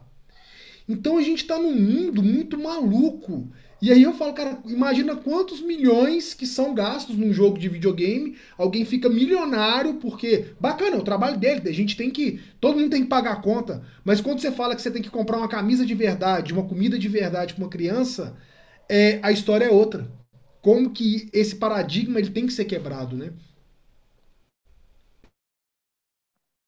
Boa, Léo. Muito legal essa sua pontuação. Assim, realmente é uma questão de... São mindsets que têm que ser mudados, né? São coisas que parece que já estão instituídas dentro da cabeça tanto das organizações e até das pessoas que às vezes estão liderando essas organizações. E eu vou pegar um salto da sua fala para gerar uma outra reflexão aqui também muito interessante, né? Que você fez essa comparação, né, da doação de pessoa física e da doação de pessoa jurídica. E uma das perguntas aqui do pessoal foi da Luísa, da Aventura de Construir, uma ONG parceira do Atados, aí super envolvida dentro dessa temática do voluntariado corporativo. E ela perguntou, mas e essa questão da doação da pessoa física e da doação da pessoa jurídica, né? Como é que é? Eles se complementam? Tem que olhar mais para um, tem que investir mais em outro? A gente sabe que a cultura do Brasil é muito diferente dos outros países. Como que vocês enxergam esse movimento de doação dessa comparação entre pessoa física e pessoa jurídica, né? O que vocês recomendam aí até para as instituições que estão aqui ouvindo a gente? Eu vou trazer uma reflexão de um cara que eu gosto demais. Foi o primeiro projeto que a gente visitou, que é o Tião Rocha. Tião Rocha é um professor que decidiu se tornar um educador, criou o Centro Popular de Cultura e Desenvolvimento, 1.700 tecnologias sociais, cara, é incrível. Só que ele traz uma reflexão da África, que diz assim, para educar uma criança é preciso de toda uma aldeia. Para salvar a vida de uma pessoa é preciso de toda uma aldeia. Para mudar o mundo de uma pessoa é preciso de toda uma aldeia. É poder público, privado, educadores, família, crianças, empresas, é todo mundo junto. Se a gente não fizer essa engrenagem, vai ficar um ponto que não vai. Como o Rodrigo bem disse, a gente tem que falar de igual para igual, todo mundo junto. Não é porque somos o terceiro setor igual, nós somos um negócio de impacto social hoje, mas nós começamos com um casal mesmo que queria fazer alguma coisa para mudar o mundo. Né? E depois que a gente foi entendendo, mas nós não somos uma ONG, nós somos o quê? Então hoje nós somos um negócio social. E a gente senta com as empresas de igual para igual. Olha, a gente tem 6.400 projetos espalhados pelo Brasil inteiro, que podem ajudar a sua organização. Não, mas eu quero isso, eu quero aquilo. Se não está dentro dos nossos valores, não tem jeito, não dá match. Então, eu acho que, respondendo a sua pergunta, o que eu diria foi o que o Tião Rocha nos disse lá em 2011, trazendo essa reflexão da África. Quer mudar o mundo de alguém? É preciso de toda uma aldeia, todo mundo junto, como já diz aqui no evento. E só complementando a Yara também, Tião Rocha, a gente trabalha muito com ele lá em Curvelo, não sei se vocês devem ter ido lá em Curvelo também, outro mineirinho, mas é aquilo que a gente estava falando de mudança de mindset também, que o Brasil não tem essa cultura ainda, a pandemia veio um pouco para, não veio para isso, né, mas ela conseguiu também, acho que está mudando um pouco essa questão da doação de pessoa física, né, em outros países já existe muito mais essa cultura, né, de doação de pessoa física do que pessoa jurídica, né? No Brasil ainda não existe tanto essa cultura, E eu concordo com a Yara, né? É a tribo mesmo, a pessoa física, a pessoa jurídica. Acho que não tem um melhor ou mais importante. Acho que a ideia é unir todos os esforços possíveis, né? Eu vou complementar aqui. A gente nunca pode esquecer, né, que um CNPJ é um conjunto de CPFs, né? E, eu acho que as empresas elas têm capacidades de transformação muito grandes, né? Então, a gente executa um modelo que a gente fala que ele é B2B2C, né? Ou seja, ele vai do nosso negócio para um negócio que se conecta em pessoas. Então, em que lugar que eu estou em termos de captação? Eu estou falando de pessoa jurídica ou pessoa física? Na verdade, na essência, eu estou falando de pessoa física. Eu estou encontrando uma forma de potencializar um modelo através de um negócio que me faz chegar em muita gente. Essa é a lógica, né? E isso conversa muito com o meu olhar, né? A gente consegue potencializar a captação com pessoas físicas à medida que a gente potencialize o olhar com as pessoas jurídicas, que, na verdade, todo doador, toda pessoa, e assim a gente espera que seja, que está ali praticando um ato de doação em qualquer tipo de situação, a gente quer que ela tenha um emprego, a gente quer que ela esteja conectada a algum tipo de iniciativa de um CNPJ, né? Para ela poder viver de forma digna, para ela poder realizar seus sonhos e tudo mais. Então, quem dera toda empresa pudesse estimular seus próprios funcionários, colaboradores, independentemente de você ter 2 funcionários, você ter 200 mil funcionários, né? E hoje, quando você pega, vou trazer um exemplo aqui da Raia Drogasil, onde a gente está lá com a revista Sorria, com a revista Todos na Drogasil, onde a gente arrecada esse ano, a previsão de arrecadar 6 milhões de reais. Isso é recurso de pessoas físicas que estão circulando dentro dos ambientes dessa pessoa jurídica, né? Quando você olha, por exemplo, um programa de voluntariado que é executado lá dentro, provavelmente um dos maiores programas corporativos hoje, proporcionalmente ao tamanho ao público interno, isso vem muito de estímulo. Eles têm um projeto muito legal que conecta até com um pouco com o que o Léo estava falando antes. Eles criaram um fundo emergencial dentro da RD, que funciona da seguinte forma: você, como funcionário, você pode doar a quantia que você quiser por mês, contado na folha. Então, eu quero doar R$2 por mês para esse fundo emergencial. Esse fundo, na verdade, é um fundo para atender os próprios colaboradores em situações específicas. Então, por exemplo, eu sou um funcionário e a minha casa pegou fogo. Eu perdi tudo. Esse fundo vai apoiar para que eu possa reconstruir minha casa. Então, você tem, né, doenças, tem algumas situações que são previstas para uso no fundo. E o mais legal é o seguinte: cada real que o funcionário doa, a RD doa o equivalente, doa o mesmo valor. Então, se eu doar 2 por mês, ela doa mais 2. E assim você vai enchendo. É um fundo que já tem mais de 200 mil reais que foram todos captados com funcionários da RD. Então, para mim, o CNPJ, a empresa, o pessoa jurídica, ele é um grande estimulador do pessoa física, porque muitas vezes a gente separa as coisas como se fossem 2 mundos diferentes. E não são, né? Cada vez mais a gente tem que estimular que as pessoas jurídicas estimulem a captação de doação física. Claro que existem estratégias específicas de pessoas jurídicas, seja via leis de incentivo, doações de grandes volumes, tem uma série de estratégias, mas elas estão sempre e cada vez mais tendo a responsabilidade de influenciar as pessoas que estão no seu entorno, sejam consumidores ou colaboradores, né? Acho que foi muito bem lembrado, Rodrigo, essa questão. Aqui em Minas, a gente tem muitos cases também de empresas que, como a própria CEMIG, Valorex, Instituto Unimed, que estão aqui, que arrecadam 2, 3 milhões aí via pessoa física, né? E investem o quê? Fazendo as campanhas para sensibilizar, para entender isso. Então, muito bem lembrado que existe essa integração. Eu acho que isso é a riqueza, né? Tem mais aí, Gu? Temos mais algumas perguntas aqui, deixa eu ver. Acho que a gente tem tempo para fazer mais uma, pessoal, pode ser? E aí, como eu disse, se vocês quiserem mandar mais perguntas aqui, tem mais uma ou duas, a gente responde elas depois. Deixa eu ver aqui. Acho que uma pergunta aqui bem específica para o Rodrigo que veio, que é: a pessoa ficou curiosa de como funciona realmente a doação no varejo, né? Você comentou um pouquinho daquele processo, porque no varejo tem o processo de doação, e aí a pessoa sente que a empresa ela ganha ali um reconhecimento da marca por conta disso, ela se sente mais confiável a partir daquela marca. Conta um pouquinho, como que é isso? Acho que a pessoa está curiosa para saber. Bom, do ponto de vista prático, o modelo é muito simples, né? A gente vende um produto, tudo que se arrecada com esse produto é repassado pelo varejo a nós descontamos impostos, custo de produção, onde está a nossa margem, afinal a gente é um negócio, e a gente doa a diferença. Essa é a lógica linear.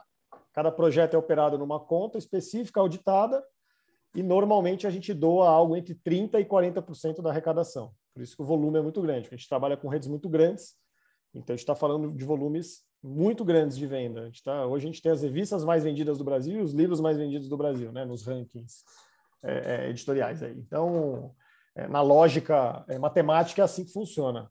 Na prática mais emocional, psicológica, o que acontece é que isso é um grande projeto de mobilização, né?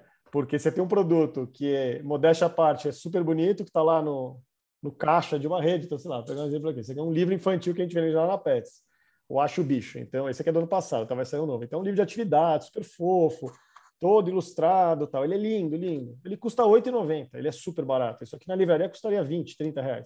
Custa R$ 8,90. E está lá bonitinho, no caixa da Pets, com um displayzinho, uma testeira dizendo você compra e ajuda organizações sociais, ONGs, que trabalham pela proteção animal. Então, o estímulo na hora é muito grande. Você está ali no seu processo de compra, gastando R$100, R$150, R$50, e você tem um livro bonito, com preço super acessível, né? E que na hora que você leva, você sabe que você está doando. Dentro de todos os produtos tem, deixa eu ver se eu acho aqui, tem uma rodinha, né? Vocês estão vendo aqui, que é a prestação de contas, bonitinho, para quem vai, do que você pagou, tudo bonitinho. Então, isso, na verdade, é um grande projeto de mobilização, né, em que a gente promove essa troca, né, o estímulo ao consumidor. E, obviamente, né, cada vez mais você tem envolvimento, o próprio colaborador da rede está oferecendo, está se sentindo parte disso. Vira uma grande rede, uma grande corrente do bem, essa é a palavra que a gente mais usa, uma corrente do bem enorme, e que no final gera, né, esse ganha-ganha que a gente fala, porque no final arrecada-se muito, e aí você tem as organizações beneficiadas que recebem esse recurso e aplicam nas suas missões. A gente tem um ganho enorme para o consumidor, que está se tornando doador, a gente está transformando um cliente, consumidor, em doador e dando algo em troca para ele, então ele sai com uma satisfação muito grande de uma relação em que ele saiu ganhando, e o colaborador que se torna, como eu falei lá atrás, o embaixador. Então, essencialmente é um projeto de mobilização. O mais legal é o seguinte, uma vez que ele funciona, você não precisa convencer mais ninguém a fazer mais, porque o que acontece nas redes é o seguinte, você lança o primeiro, vendeu lá 100 mil exemplares, doou 200 mil reais, é ele que vai passar o telefone e falar, eu quero mais, quero fazer mais, isso aqui está sendo maravilhoso. A gente já tem estatísticas em redes, né, que dizem que o turnover, né, o índice de evasão de funcionários cai com o nosso modelo. Fideliza mais o próprio colaborador porque ele se sente orgulhoso de trabalhar ali. É um elemento a mais, para além de um salário ou de qualquer outra coisa. Então, enfim, muito resumidamente, acho que tem esse efeito psicológico que é sempre muito legal de dividir. Boa, obrigado, Rodrigo, por compartilhar. Aliás, eu acho o bicho, eu adoro. Ah, boa. Quando eu vi no Pets, enfim. Comecinho de setembro está chegando o Acho o Bicho 3 nas lojas da Pets. Olha só. Olha. Bom, pessoal, a gente está chegando no finzinho agora, bem no finzinho. Já passamos um pouquinho do nosso tempo. Então, eu queria agradecer muito a presença de vocês, de todos aqui, né? Não só dos palestrantes. O palestrante já agradeceu 1 milhão de vezes, mas não tem nem como agradecer essa sensibilidade, essa presença que vocês trouxeram. Mas a gente está muito feliz com esse espaço. Queria convidar os palestrantes só para dar uma última palavrinha final, e aí a gente já vai fechando, só para dar um tchau mesmo. Lembrando que o Juntos são 5 dias, então hoje é o primeiro, então se vocês gostaram de hoje, teve um monte de comentário legal aqui, vão para os outros dias que está muito bonito, está muito recheado, e a gente vai com muito prazer receber vocês por lá. Então é isso, dizer pessoal. Que todos os nossos quase 30 palestrantes vieram como voluntários no Juntos, né? Se somaram voluntários ao Juntos, então agradecer mesmo. Boa, Sil, boa lembrança que a rede dos convidados também são voluntários. Eu queria só pedir, você consegue pôr na tela, todo mundo deixar a câmera aberta para a gente tirar uma foto dos participantes aqui também? Pode ser, pessoal. Vamos lá. Se todo mundo puder abrir a câmera. Vixe, tem 30 páginas aqui, mas a gente dá um jeito. Todo mundo dá um sorriso. Me ajuda aí, Bru. Tira vários prints. X! Boa. Mais um. Gente, fica sorrindo, porque nunca saberemos quando seremos nós, tá bom? Segura no sorriso. E como hoje foi o dia de falar em rede, cada um acione sua rede aí para a gente, essa semana, conseguir transformar mais pessoas, que toque cada um que assistir essas histórias inspiradoras aqui, viu? Conto com a rede de cada um de vocês que participaram hoje, tá bom? Ô, Bruno, coloca aí no chat também o link para os outros dias, né? Que aí para o pessoal também divulgar. Isso, pessoal, é o mesmo link de hoje, tá? Para todos os dias, então é só acessar o mesmo link que vocês receberam no ato da inscrição. E a gente espera todos vocês, a gente vai ter muito papo ainda, né? A gente vai falar sobre educação, a gente vai falar sobre ESG, a gente vai falar sobre felicidade. Então, a gente espera vocês. Beijão, gente.